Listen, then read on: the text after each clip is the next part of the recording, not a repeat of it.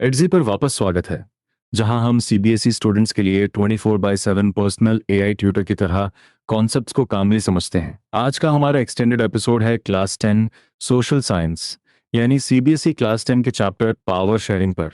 लगभग 30 से 60 मिनट्स हमारे साथ रहो। इसे एक आरामदायक रिवीजन सेशन की तरह सुनो। मैं हूं गौरव और मेरे साथ है सुहानी। नोटबुक हो तो पास रख लेना, लेकिन सिर्फ सुनकर भी रिवीजन हो जाएगा। इमेजिन करो जयपुर की रिया ने टेस्ट से एक रात पहले पूछा, अगर मेजोरिटी रूल करती है तो पावर शेयर क्यों करें। आज हम इसी डाउट को खोलेंगे। बेल्जियम और श्रीलंका की स्टोरीज, मेजोरिटेरियनिज्म, प्रूडेंशियल और मॉडल रीजंस, पावर शेयरिंग के 4 फॉर्म्स, कॉमन कंफ्यूजन्स और एग्जाम टिप्स सब कवर करेंगे। चलो, बिना रटने के रीजनिंग से पावर शेयरिंग समझते हैं। और सुनते समय एक छोटा रूल रखो। जहां हम क्वेश्चन पूछें वहां तुरंत आंसर मत सुनना। 1 सेकेंड रुककर अपने दिमाग में जवाब बनाना। इससे चैप्टर पैसिव कहानी नहीं रहेगा, बल्कि तुम्हारी अपनी अंडरस्टैंडिंग बनेगी। सबसे पहले चैप्टर का सेंट्रल थॉट। डेमोक्रेसी में सारी पावर किसी एक ऑर्गन, व्यक्ति या ग्रुप के पास नहीं रहती। लेजिस्लेचर, एग्जीक्यूटिव और जुडिशरी के बीच इंटेलिजेंट शेयरिंग डेमोक्रेसी के डिजाइन का इंपॉर्टेंट हिस्सा है। यानी पावर शेयरिंग सिर्फ कम्युनिटीज के बीच एडजस्टमेंट नहीं, बल्कि गवर्नमेंट, इंस्टीट्यूशंस और सिटीजन्स के बीच भी पावर का डिस्ट्रीब्यूशन है। तो क्या शेयरिंग का मतलब कंट्री को कमजोर करना है? चैप्टर शुरुआत में इसी सोच को सामने रखता है। शेयरिंग पावर यानी डिवाइडिंग पावर, और डिवाइडिंग पावर यानी वीकनिंग द कंट्री। लेकिन यह कंफ्यूजन गलत हो सकता है। हमें देखना होगा कि पावर को रिस्पॉन्सिबली शेयर करने से कंट्री टूटती है या स्टेबल बनती है।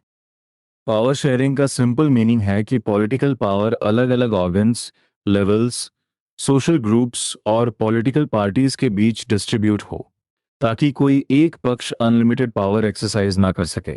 डेमोक्रेसी का बेसिक प्रिंसिपल है कि पीपल पॉलिटिकल पावर का सोर्स हैं और पब्लिक पॉलिसी शेप करने में सभी को वॉइस मिलनी चाहिए। अब एक्टिव रिकॉल। अगर एग्जाम में पूछा जाए कि पावर शेयरिंग का रिलेशन डेमोक्रेसी से क्या है, तो तुम्हारा पहला कीवर्ड क्या होगा? सोचो। आंसर फ्रेम होगा, डेमोक्रेसी में सिटीजन्स को उन डिसीजंस पर कंसल्ट किया जाना चाहिए जिनका इफेक्ट उन्हें झेलना है। इसी पार्टिसिपेशन से गवर्नमेंट लेजिटिमेट बनती है। अब बेल्जियम पर आते हैं। यह यूरोप का छोटा कंट्री है, एरिया में हरियाणा से भी छोटा, और पॉपुलेशन 1 करोड़ से थोड़ी अधिक है। इसकी एथनिक कॉम्पोजिशन कॉम्प्लेक्स है। फ्लेमिश रीजन में 59% लोग डच बोलते हैं, वालोनिया में 40% फ्रेंच और लगभग 1% जर्मन बोलते हैं। यहाँ वोकैबलरी समझ लो। एथनिक का अर्थ है शेयर्ड कल्चर या कॉमन डिसेंट पर आधारित social division. Same ethnic group के लोग फिजिकल टाइप, कल्चर या दोनों में सिमिलैरिटी महसूस कर सकते हैं, लेकिन उनका रिलीजन या नेशनैलिटी हमेशा सेम हो ये जरूरी नहीं। एग्जाम में एथनिक को केवल रिलीजन समझना कॉमन मिस्टेक है। बेल्जियम की कैपिटल ब्रसल्स ने सिचुएशन को और कॉम्प्लिकेटेड बनाया। पूरे कंट्री में डच स्पीकिंग कम्युनिटी मेजॉरिटी थी, लेकिन ब्रसल्स में फ्रेंच स्पीकिंग लोग 80% और डच स्पीकिंग लोग 20% थे। यानी नेशनल मेजॉरिटी कैपिटल में माइनॉरिटी बन गई। यही दिखाता है कि सिंपल मेजॉरिटी कैलकुलेशन हर रीजन की रियलिटी एक्सप्लेन नहीं करती। इकोनॉमिक डिफरेंस भी इम्पोर्टेंट थी। French speaking minority relatively rich और पावरफुल थी। डच स्पीकिंग कम्युनिटी को इकोनॉमिक डेवलपमेंट और एजुकेशन का बेनिफिट बाद में मिला, इसलिए रिजेंटमेंट बढ़ा। 1950s और 1960s में टेंशन्स बढ़ी और ब्रसल्स में ये टेंशन अधिक अक्यूट थी। यहाँ लैंग्वेज के साथ पावर और अपॉर्चुनिटी का इशू भी जुड़ा था।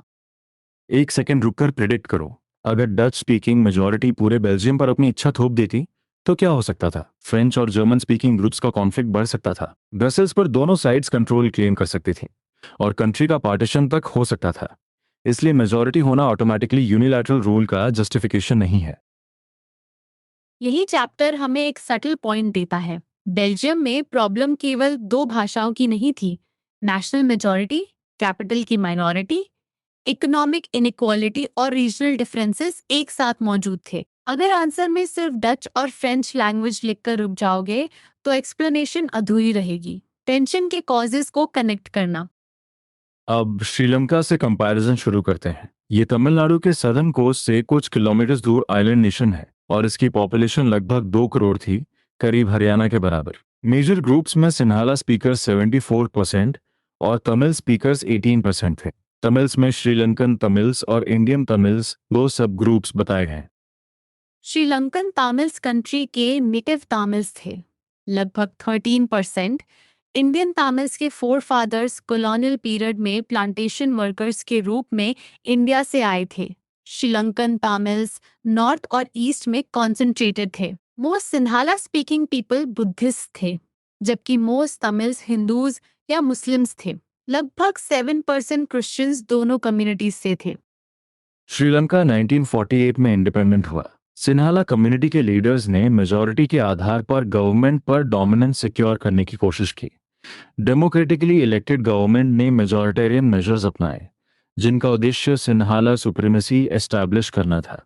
मेजॉरिटेरियनिज्म का मतलब है मेजॉरिटी कम्युनिटी का माइनॉरिटीज की विशेष और नीड्स डिसरिगार्ड करके अपने तरीके से रूल करना। 1956 में सिन्हाला को ओनली ऑफिशियल लैंग्वेज मानने वाला एक्ट पास हुआ और तमिल को डिसरिगार्ड किया गया। इसके बाद यूनिवर्सिटी पोजीशंस और गवर्नमेंट जॉब्स में सिन्हाला एप्लीकेंट्स को फेवर करने वाली प्रेफरेंशियल पॉलिसीज आईं। न्यू कॉन्स्टिट्यूशन ने स्टेट को बुद्धिज्म प्रोटेक्ट और फॉस्टर करने को कहा। सोचो, इन 3 मेजर्स से तमिल सिटीजन्स को कैसा महसूस हुआ होगा? उनमें एलियनेशन का फीलिंग बढ़ा। तमिल्स को लगा कि लैंग्वेज और कल्चर के प्रति पॉलिटिकल पार्टी सेंसिटिव नहीं है। उन्हें लगा कि इक्वल पॉलिटिकल राइट्स डिनाई किए जा रहे हैं, जॉब्स और अपॉर्चुनिटीज में डिस्क्रिमिनेशन हो रहा है और उनके इंटरेस्ट्स इग्नोर हो रहे हैं। एग्जाम में मेजर और कॉन्सिक्वेंस दोनों लिखना, केवल एक्ट का नाम काफी नहीं। तमिल्स ने तमिल को ऑफिशियल लैंग्वेज मानने, रीजनल ऑटोनॉमी और एजुकेशन तथा जॉब्स में इक्वालिटी ऑफ अपॉर्चुनिटी की मांग की। उनकी प्रोविंसेस को अधिक ऑटोनॉमी देने की डिमांड बार बार डिनाई हुई। 1980s तक कुछ पॉलिटिकल ऑर्गेनाइजेशंस ने नॉर्थ और ईस्ट के लिए इंडिपेंडेंट तमिल ईलम की मांग की। डिस्ट्रस्ट धीरे धीरे वाइड स्प्रेड कॉन्फ्लिक्ट और फिर सिविल वॉर में बदल गया। सिविल वॉर का अर्थ है कंट्री के भीतर ओपोजिंग ग्रुप्स के बीच इतना इंटेंस वायलेंट कॉन्फ्लिक्ट कि वह वॉर जैसा दिखाई दे। श्रीलंका में दोनों कम्युनिटीज के हजारों लोग मारे गए, फैमिलीज रेफ्यूजी बनी, लाइवलीहुड्स लॉस्ट हुए और सोशल, कल्चरल तथा इकोनॉमिक लाइफ को टेरिबल सेटबैक मिला। चैप्टर बताता है कि सिविल वॉर 2009 में एंडेड हुआ। यहाँ एक कॉमन कंफ्यूजन चेक। क्या सिविल वॉर केवल इसलिए हुआ कि श्रीलंका डाइवर्स था? नहीं, डाइवर्सिटी अपने आप कॉन्फ्लिक्ट नहीं बनाती। प्रॉब्लम तब बढ़ी जब majority dominance, language discrimination, unequal opportunities और ऑटोनॉमी की मांगों को लगातार इग्नोर किया गया। डाइवर्सिटी को अकोमोडेट करने का तरीका आउटकम को बदल सकता है। अब बेल्जियम का रिस्पॉन्स देखो। बेल्जियन लीडर्स ने रीजनल डिफरेंसेस और कल्चरल डाइवर्सिटी को रिकॉग्नाइज किया। 1970 से 1993 के बीच कॉन्स्टिट्यूशन में 4 अमेंडमेंट्स किए गए ताकि अलग कम्युनिटीज एक ही कंट्री में साथ रह सकें। यह क्विक शॉर्टकट नहीं था, म्यूचुअली एक्सेप्टेबल अरेंजमेंट बनाने के लिए पॉलिटिकल अकोमोडेशन की गई। बेल्जियन मॉडल के फर्स्ट फीचर पर ध्यान दो। सेंट्रल गवर्नमेंट में डच और फ्रेंच स्पीकिंग मिनिस्टर्स की संख्या इक्वल रखी गई। कुछ स्पेशल लॉज के लिए दोनों लिंग्विस्टिक ग्रुप्स के मेंबर्स की मेजॉरिटी सपोर्ट चाहिए थी। इसका डायरेक्ट रिजल्ट था कि कोई सिंगल कम्युनिटी यूनिलैटरल डिसीजन नहीं ले सकती थी। यही पावर शेयरिंग का इंस्टीट्यूशनल प्रोटेक्शन है। सेकेंड फीचर, सेंट्रल गवर्नमेंट की कई पावर्स दोनों रीजन्स की स्टेट गवर्नमेंट्स को दी गई। ये स्टेट गवर्नमेंट सेंट्रल गवर्नमेंट के सबऑर्डिनेट नहीं थी। थर्ड फीचर, ब्रसेल्स में सेपरेट गवर्नमेंट बना जिसमें दोनों कम्युनिटीज को इक्वल रिप्रेजेंटेशन मिला। नेशनल मेजॉरिटी और कैपिटल माइनॉरिटी की डिफिकल्टी को इसी तरह अकोमोडेट किया गया। फोर्थ फीचर कम्युनिटी गवर्नमेंट था। डच, फ्रेंच और जर्मन स्पीकिंग लैंग्वेज कम्युनिटीज के लोग, चाहे वे कहीं भी रहते हों, अपने लैंग्वेज कम्युनिटी गवर्नमेंट को इलेक्ट करते थे। इस गवर्नमेंट को कल्चरल, एजुकेशनल और लैंग्वेज रिलेटेड मैटर्स पर पावर मिली। यानी रिप्रेजेंटेशन केवल टेरिटरी से नहीं, लैंग्वेज कम्युनिटी से भी जुड़ी। सुहानी, कोई स्टूडेंट पूछ सकता है कि बेल्जियन सिस्टम इतना कॉम्प्लिकेटेड क्यों बनाया गया? सिंपल मेजॉरिटी रूल क्यों नहीं? क्योंकि कॉम्प्लेक्स डाइवर्सिटी को इग्नोर करने से कॉन्फ्लिक्ट और पॉसिबल डिवीजन का रिस्क था। बेल्जियन अरेंजमेंट्स ने सिविक स्ट्राइफ अवॉइड करने में मदद की। चैप्टर यह भी बताता है कि बाद में यूरोपियन यूनियन का हेडक्वार्टर्स ब्रसल्स चुना गया। और यही इंटरेस्टिंग कॉन्ट्रास्ट है।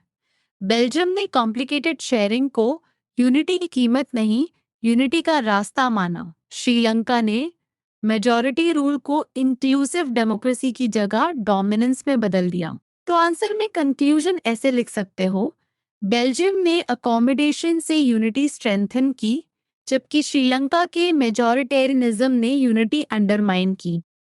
अब मिनी रिकैप। बेल्जियम में इक्वल रिप्रेजेंटेशन कहाँ कहाँ दिखती है?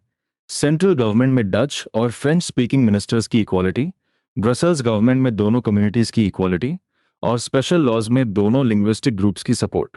स्टेट गवर्नमेंट्स को पावर्स और कम्युनिटी गवर्नमेंट को लैंग्वेज, कल्चर तथा एजुकेशन से जुड़े मैटर्स भी याद रखो। अगर तुम्हें एग्जैक्ट डाउट हो कि कम्युनिटी गवर्नमेंट क्या सेंट्रल गवर्नमेंट का छोटा वर्जन है, तो आंसर है नहीं। ये लैंग्वेज कम्युनिटी के लोगों द्वारा इलेक्टेड गवर्नमेंट है और इसका फोकस कल्चरल, एजुकेशनल और लैंग्वेज रिलेटेड इश्यूज हैं। टेरिटोरियल गवर्नमेंट और कम्युनिटी गवर्नमेंट को मिक्स मत करना। ऐसे डाउट्स को एग्जी पर सोक्रेटिक क्वेश्चन से स्टेप बाय स्टेप खोल सकते हो, लेकिन अभी हम फ्लो में आगे बढ़ते हैं। ध्यान रहे, टेक्नोलॉजी आंसर की जगह नहीं लेती, तुम्हें रीजन खुद बना है। अब देखते हैं कि पावर शेयरिंग डिजायरेबल क्यों है और टेक्स्ट बुक इसके दो अलग सेट्स ऑफ रीजंस कैसे बताती है। फर्स्ट रीजन प्रैक्टिकल है। पावर शेयरिंग सोशल ग्रुप्स के बीच कॉन्फ्लिक्ट की पॉसिबिलिटी रिड्यूस करती है। सोशल कॉन्फ्लिक्ट, वायलेंस और पॉलिटिकल इंस्टेबिलिटी ला सकता है। इसलिए पावर शेयरिंग पॉलिटिकल ऑर्डर की स्टेबिलिटी इंश्योर करने का तरीका है। मेजॉरिटी की विल इम्पोज करना शॉर्ट रन में अट्रैक्टिव लग सकता है, लेकिन लॉन्ग रन में नेशनल यूनिटी को नुकसान पहुंचा सकता है। इस प्रैक्टिकल रीजन को चैप्टर प्रूडेंशियल रीजन कहता है। प्रूडेंशियल का मतलब careful calculation of gains and losses, यानी हम पावर शेयर करते हैं क्योंकि इससे बेटर आउटकम्स मिल सकते हैं, कॉन्फ्लिक्ट कम हो सकता है और स्टेबिलिटी बढ़ सकती है। एग्जाम में प्रूडेंशियल रीजन के साथ बेल्जियम या कॉन्फ्लिक्ट रिडक्शन का एग्जाम्पल जोड़ना यूजफुल रहेगा। सेकेंड रीजन डीपर है और मॉरल रीजन कहलाता है। पावर शेयरिंग डेमोक्रेसी की वेरी स्पिरिट है। जिन लोगों पर डिसीजंस का इफेक्ट पड़ता है, उन्हें डिसीजन मेकिंग में कंसल्ट किया जाना चाहिए। सिटीजन्स पार्टिसिपेशन के थ्रू सिस्टम में स्टेक अक्वायर करते हैं। इसलिए पावर शेयरिंग केवल यूजफुल नहीं, अपने आप में वैल्यूएबल डेमोक्रेटिक एक्ट है। अब दोनों रीजंस का डिफरेंस सुनो। प्रूडेंशियल रीजन पूछता है शेयरिंग से प्रैक्टिकल बेनिफिट क्या मिलेगा। मॉरल रीजन पूछता है डेमोक्रेसी में लोगों को पावर शेयर करने का राइट क्यों है। पहला आउटकम पर स्ट्रेस करता है, दूसरा पार्टिसिपेशन और डेमोक्रेटिक वैल्यू पर। दोनों को एक ही सेंटेंस समझना आंसर को कमजोर कर सकता है। Quick check. Tyranny of the majority minority को तो ऑप्रेस करती ही है, लेकिन चैप्टर कहता है कि मेजॉरिटी भी एडवर्सली अफेक्ट हो सकती है। क्यों? क्योंकि इम्पोज्ड डोमिनेंस लॉन्ग रन में कॉन्फ्लिक्ट, इंस्टेबिलिटी और नेशनल यूनिटी के नुकसान को जन्म दे सकती है। मेजॉरिटी का इमीडिएट एडवांटेज पूरे कंट्री का लास्टिंग बेनिफिट नहीं होता। Very important answer line. A legitimate government वह है जहां सिटीजन्स पार्टिसिपेशन के थ्रू सिस्टम में स्टेक अक्वायर करते हैं। इसलिए डेमोक्रेटिक लेजिटिमेसी केवल इलेक्शन जीतने से नहीं, अफेक्टेड सिटीजन्स को कंसल्ट और रिप्रेजेंट करने से भी जुड़ी है। यह लाइन मोरल रीजन एक्सप्लेन करते समय प्रिसाइसली लिखना। यहाँ एक इमेजिनरी डिसएग्रीमेंट करते हैं। अगर कोई कहे power sharing decision making slow कर सकती है, इसलिए बैड है, तो क्या हम पूरी तरह अग्री करेंगे? शायद नहीं। चैप्टर का फोकस है कि क्विक डिसीजन के नाम पर अनडिवाइडेड पावर डेमोक्रेसी की डाइवर्सिटी और वॉइस को नुकसान पहुंचा सकती है। स्टेबिलिटी और पार्टिसिपेशन दोनों को देखना होगा। अब तक हम फर्स्ट मेजर आइडिया और दोनों रीजंस कवर कर चुके हैं। अपनी नोटबुक में दो हेडिंग्स बनाओ, प्रूडेंशियल और मॉरल। प्रूडेंशियल के नीचे कॉन्फ्लिक्ट रिडक्शन, स्टेबिलिटी और बेटर आउटकम्स लिखो। मॉरल के नीचे डेमोक्रेसी की स्पिरिट, कंसल्टेशन, पार्टिसिपेशन और लेजिटिमेसी लिखो। ये छोटा चार्ट लॉन्ग आंसर की बैकबोन बन सकता है। अब हम फॉर्म्स ऑफ पावर शेयरिंग में एंटर कर रहे हैं। याद रखने का तरीका है ऑर्गन्स, लेवल्स, सोशल ग्रुप्स और पार्टीज। लेकिन सिर्फ लिस्ट याद मत करो। हर फॉर्म में ये पूछो कि पावर किसके बीच शेयर हो रही है और इससे कॉन्सेंट्रेशन कैसे कम हो रही है। फर्स्ट फॉर्म है डिफरेंट ऑर्गन्स ऑफ गवर्नमेंट के बीच पावर शेयरिंग, लेजिस्लेचर, एग्जीक्यूटिव और जुडिशरी। इसे हॉरिजॉन्टल डिस्ट्रीब्यूशन कहते हैं क्योंकि ये ऑर्गन्स सेम लेवल पर अलग अलग पावर्स एक्सरसाइज करते हैं। सेपरेशन ऑफ पावर्स इंश्योर करती है कि कोई ऑर्गन अनलिमिटेड पावर यूज न करे। यह डेमोक्रेसी में इंस्टीट्यूशनल बैलेंस बनती है। हॉरिजॉन्टल सुनकर डायरेक्शन याद रखना। ये टॉप और बॉटम लेवल्स की बात नहीं कर रहा, ये सेम लेवल के ऑर्गन्स की बात कर रहा है। लेजिस्लेचर लॉज बनाती है, एग्जीक्यूटिव एडमिनिस्ट्रेशन चलाती है और जुडिशरी न्यायिक भूमिका निभाती है। इतना सोर्स ग्राउंडेड डिस्टिंक्शन याद रखो। एग्जाम में हॉरिजॉन्टल को फेडरल डिवीजन के साथ इंटरचेंज मत करना। इस अरेंजमेंट को चेक्स एंड बैलेंसेस भी कहते हैं। मिनिस्टर्स और ऑफिशियल्स पावर एक्सरसाइज करते हैं, लेकिन पार्लियामेंट या स्टेट असेंबलीज के प्रति रिस्पॉन्सिबल होते हैं। जजेस एग्जीक्यूटिव या लेजिस्लेचर के लॉज और फंक्शनिंग को चेक कर सकते हैं। रिजल्ट ये होता है कि इंस्टीट्यूशंस एक दूसरे पर चेक रखते हैं और बैलेंस ऑफ पावर बनता है। सेकेंड फॉर्म है डिफरेंट लेवल्स ऑफ गवर्नमेंट के बीच पावर शेयरिंग। एंटायर कंट्री के लिए जनरल या फेडरल गवर्नमेंट और प्रोविंसेस या रीजन्स के लिए गवर्नमेंट्स। इंडिया में जनरल गवर्नमेंट को सेंट्रल या यूनियन गवर्नमेंट कहते हैं और रीजनल लेवल पर स्टेट गवर्नमेंट्स होती हैं। इसे वर्टिकल डिवीजन ऑफ पावर कहा जाता है। वर्टिकल डिवीजन में हायर और लोअर लेवल्स के बीच पावर्स डिवाइड होती हैं। स्टेट से नीचे म्युनिसिपैलिटी और पंचायत जैसे लेवल्स भी हो सकते हैं। कॉन्स्टिट्यूशन डिफरेंट लेवल्स की पावर्स क्लियरली ले डाउन करता है। बेल्जियम में सेंट्रल पावर्स रीजन्स को दी, जबकि श्रीलंका में तमिल पॉपुलेटेड प्रोविंसेस की ग्रेटर ऑटोनॉमी की डिमांड रिपीटेडली डिनाई हुई। एक क्विक क्वेश्चन, हॉरिजॉन्टल और वर्टिकल में एक लाइन डिफरेंस क्या है? हॉरिजॉन्टल में सेम लेवल के लेजिस्लेचर, एग्जीक्यूटिव और जुडिशरी के बीच पावर शेयर होती है। वर्टिकल में सेंट्रल, स्टेट और लोअर गवर्नमेंट्स जैसे डिफरेंट लेवल्स के बीच। तुम्हारा आंसर यही डिस्टिंक्शन क्लियरली दिखाना चाहिए। थर्ड फॉर्म है डिफरेंट सोशल ग्रुप्स के बीच पावर शेयरिंग। रिलीजियस और लिंग्विस्टिक ग्रुप्स को रिप्रेजेंटेशन देना इसका एग्जाम्पल है। बेल्जियम का कम्युनिटी गवर्नमेंट इसी फॉर्म का स्ट्रॉन्ग एग्जाम्पल है। कुछ कंट्रीज में सोशली वीकर सेक्शंस और विमेन को लेजिस्लेचर्स और एडमिनिस्ट्रेशन में रिप्रेजेंटेशन देने के कॉन्स्टिट्यूशनल या लीगल अरेंजमेंट्स भी होते हैं। इस फॉर्म का पर्पस है एलियनेशन रोकना। जो ग्रुप्स अदरवाइज गवर्नमेंट से दूर या इग्नोर्ड फील कर सकते हैं, उन्हें फेयर शेयर इन पावर मिलता है। रिजर्व कॉन्स्टिट्यूएंसीज भी इसी ब्रॉड आइडिया से जुड़ा एग्जाम्पल है, जहां डाइवर्स सोशल ग्रुप्स को गवर्नमेंट और एडमिनिस्ट्रेशन में स्पेस देने की कोशिश होती है। Fourth form political parties, pressure groups और मूवमेंट से जुड़ी है। डेमोक्रेसी में सिटीजन्स को डिफरेंट कंटेंडर्स में चूज करने की फ्रीडम होनी चाहिए। डिफरेंट पार्टीज की कंपटीशन इंश्योर करती है कि पावर एक हैंड में परमानेंटली ना रहे। लॉन्ग रन में अलग आइडियोलॉजीज और सोशल ग्रुप्स को रिप्रेजेंट करने वाली पार्टीज पावर शेयर करती हैं। पॉलिटिकल शेयरिंग डायरेक्ट भी हो सकती है। दो या अधिक पार्टीज अलायंस बनाकर इलेक्शन कॉन्टेस्ट करें और जीतने पर कोएलिशन गवर्नमेंट बनाएं। प्रेशर ग्रुप्स जैसे ट्रेडर्स, बिजनेसमैन, इंडस्ट्रियलिस्ट, फार्मर्स और इंडस्ट्रियल वर्कर्स कमिटीज या डिसीजन मेकिंग प्रोसेस पर इन्फ्लुएंस के थ्रू पावर को शेप कर सकते हैं। यहाँ पावर केवल फॉर्मल ऑफिस से नहीं, इन्फ्लुएंस से भी जुड़ी है। चार फॉर्म्स एक बार फिर सुनो। Horizontal distribution among organs, vertical division among levels, social group sharing और पॉलिटिकल पार्टीज तथा इंटरेस्ट ग्रुप्स के थ्रू शेयरिंग।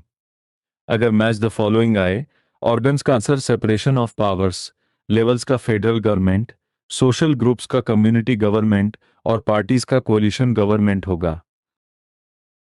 अब टेस्ट करते हैं।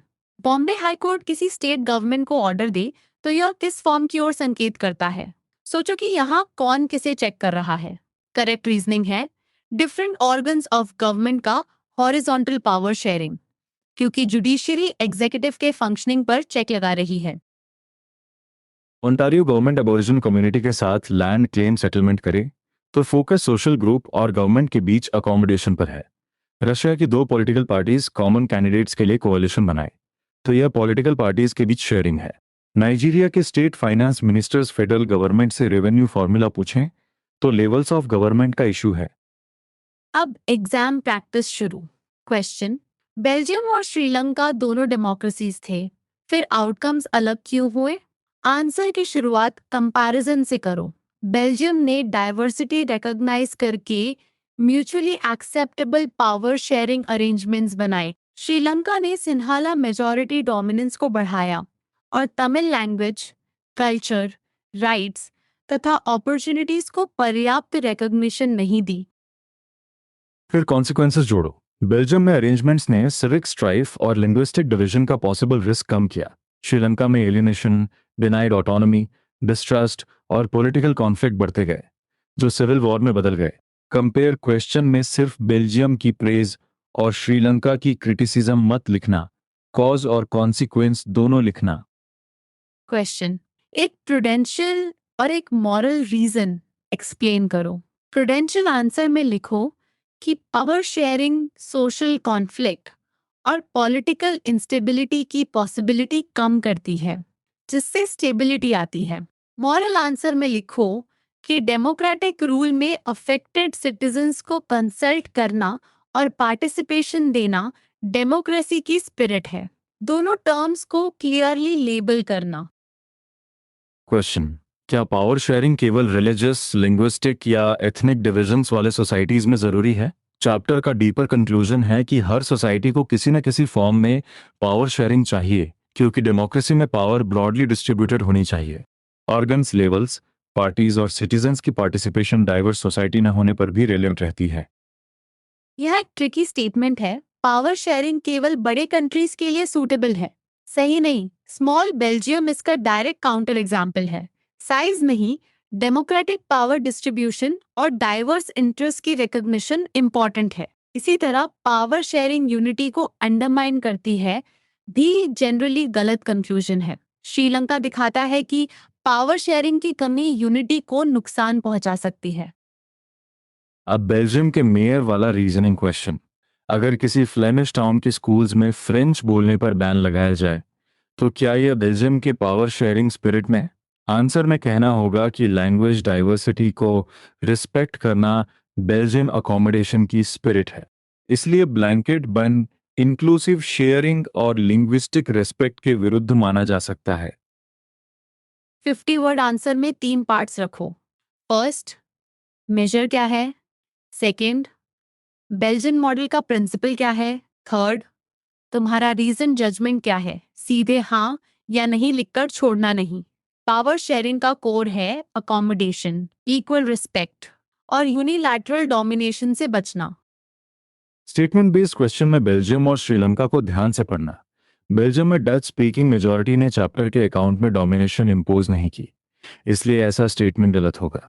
श्रीलंका में सिन्हाला स्पीकिंग मेजॉरिटी की डोमिनेंस पॉलिसी सही स्टेटमेंट है।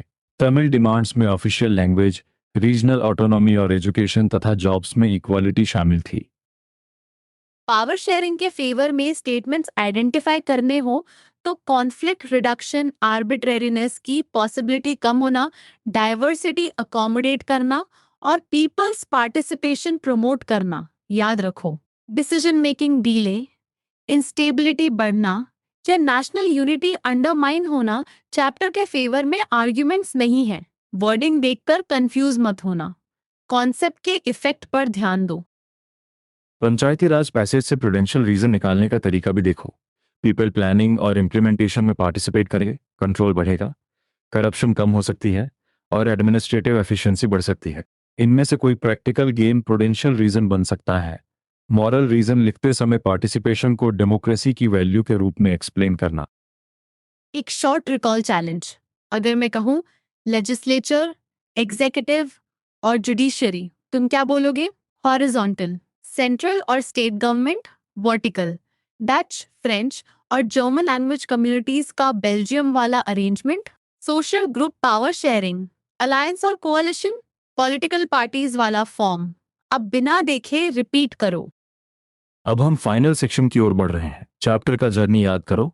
बेसिक डेमोक्रेटिक आइडिया से बेल्जियम और श्रीलंका की स्टोरीज, फिर डिजायरेबिलिटी के 2 रीजंस और अंत में 4 फॉर्म्स।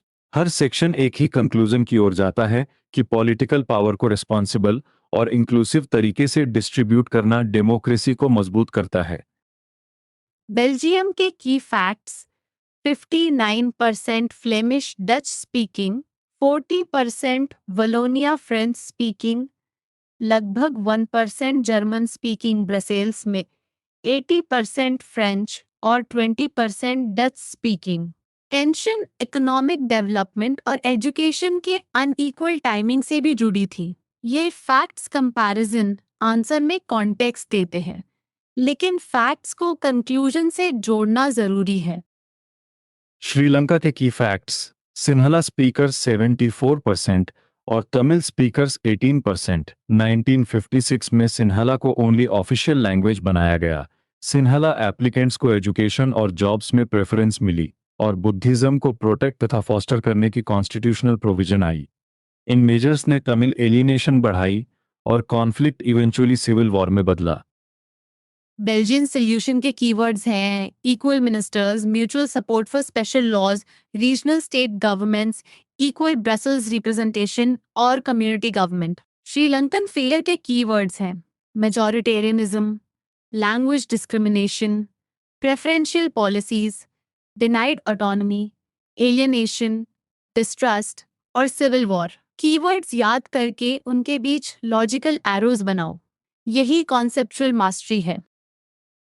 4 फॉर्म्स का फाइनल फ्रेमवर्क: हॉरिजॉन्टल डिस्ट्रीब्यूशन यानी ऑर्गन्स के बीच checks and balances, vertical division यानी सेंट्रल, स्टेट और lower levels, social group sharing यानी रिलीजियस, लिंग्विस्टिक और वीकर सेक्शंस को रिप्रेजेंटेशन, पॉलिटिकल शेयरिंग यानी पार्टीज, प्रेशर ग्रुप्स और मूवमेंट्स के थ्रू इन्फ्लुएंस।